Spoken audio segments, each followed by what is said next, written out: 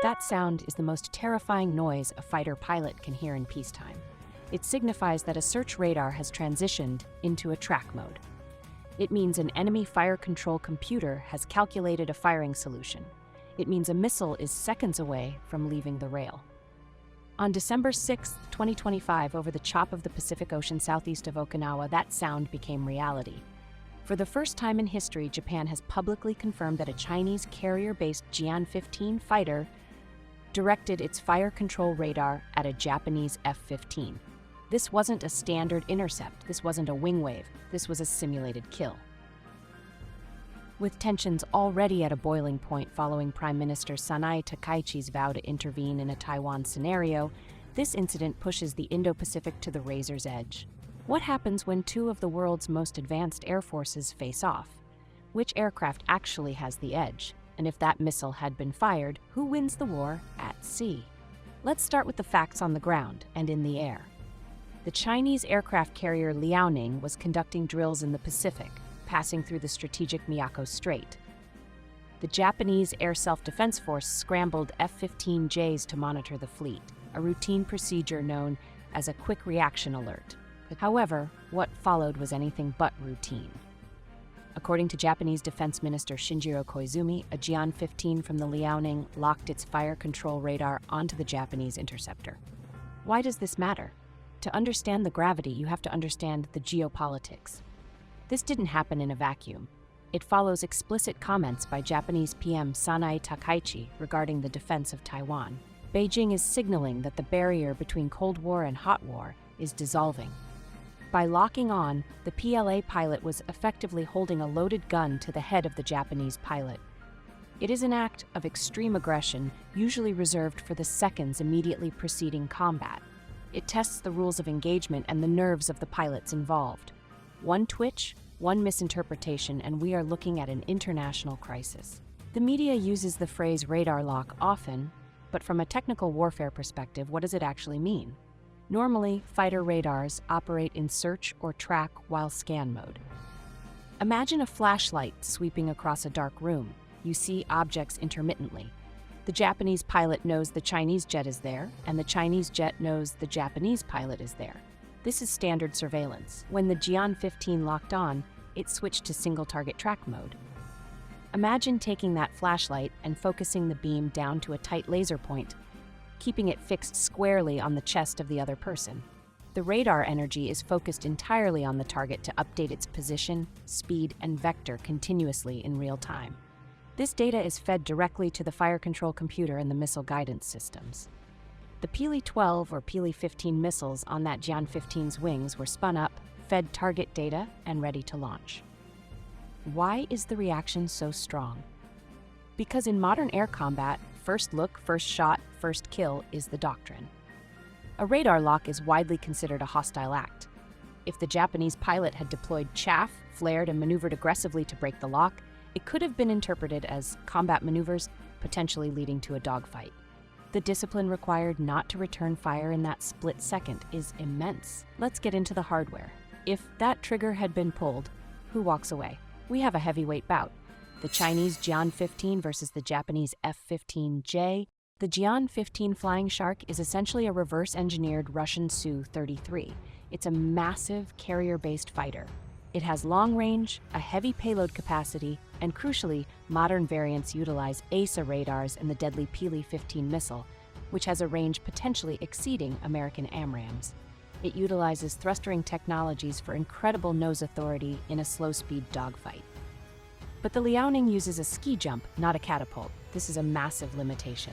To take off, the J-15 often has to sacrifice fuel or weapons. It cannot launch at its maximum takeoff weight. It is heavy and draggy. The F-15J Eagle is the Japanese license-built version of the legendary McDonnell Douglas F-15.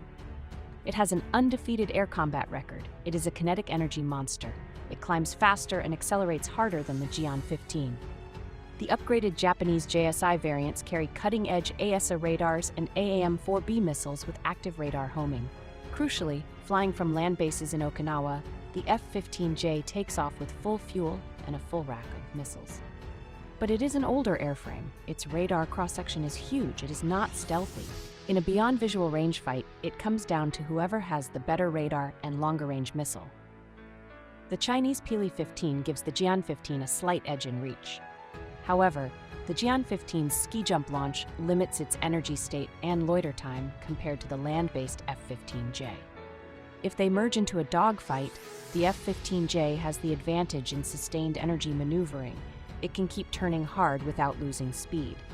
The J-15 might win the first turn with high angle of attack maneuverability, but if it doesn't score a kill immediately, the F-15J will likely energy trap it. In this specific December 6th scenario, the Japanese F-15J, backed by ground-based radar and AWACS, operating at full capacity, likely holds the kinetic advantage over a weight-restricted carrier jet. But air combat doesn't happen in a vacuum. If a J-15 shoots down an F-15, the navies get involved. How do the fleets compare? China now possesses the world's largest navy by hull count. The Liaoning carrier group is formidable, protected by Type 055 destroyers, arguably the most heavily armed surface combatants on Earth. They bring massive volume of fire, anti-ship cruise missiles and hypersonic anti-ship ballistic missiles. Their doctrine is mass saturation. Japan's navy is smaller but focuses on extreme quality and high-tech integration. They are arguably the best anti-submarine warfare force in the world. Their Maya and Congo-class Aegis destroyers are premier missile defense platforms. If conflict breaks out here, the Liaoning is in trouble. It is operating within the first island chain. This means Japan can target the Chinese fleet not just with ships, but with Type 12 anti-ship missile batteries located on the Ryukyu Islands themselves. The geography favors Japan. The Chinese carrier group would be fighting inside a Japanese and American kill box, surrounded by hostile islands, submarines, and land-based aircraft. While the PLA Navy has raw firepower superiority, the JMSDF holds the defensive terrain advantage. Let's run the simulation. The J-15 fires, the F-15J is hit. What happens in the next 24 hours? First, the JSDF wingman engages the J-15. The skirmish likely results in mutual losses. Then, the Liaoning group detects the hostility and launches missiles at the Japanese aircraft. In response, Japanese shore batteries on Yonaguni and Miyakojima lock on to the Chinese fleet. And the U.S. factor is the ultimate variable. Article 5 of the U.S.-Japan Security Treaty states that an attack on forces under Japan's administration requires a U.S. response. The U.S. Air Force at Kadena Air Base is minutes away. China's goal would be a swift, localized victory to humiliate Japan. But Japan's modern doctrine allows for collective self-defense. This wouldn't be a 1 versus 1. It would be the PLA Navy versus the combined weight of the U.S. Navy and the JMSDF.